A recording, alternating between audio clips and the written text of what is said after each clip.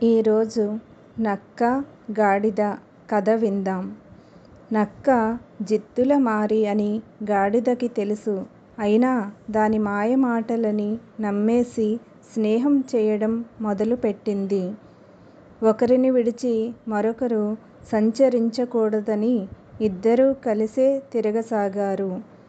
ఆ రోజు నక్క గాడిద కలిసి అడవిలో సంచరిస్తుంటే హఠాత్తుగా సింహగర్జన వినిపించింది.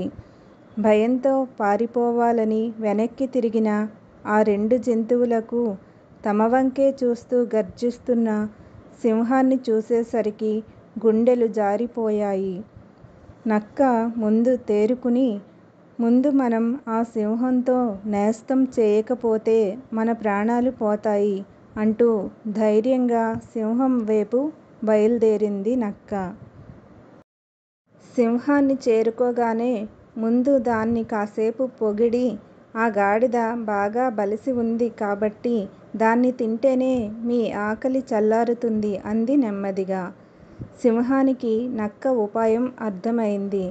తన ప్రాణాన్ని కాపాడుకోవడం కోసం గాడిదని తినమంటోంది అని ఊహించింది.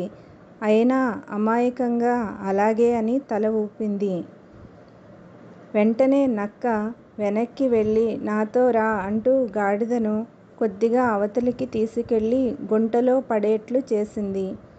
గాడిద గుంటలో పడకముందే సింహం నక్క మీదికి దూకింది. గుంటలో ఉంది కాబట్టి కాస్త ఆలస్యమైనా గాడిద పారిపోలేదు. కానీ నువ్వు పారిపోతావ్ అంటూ నక్కని చీల్చి తన ఆకలిని తీర్చుకుంది సింహం.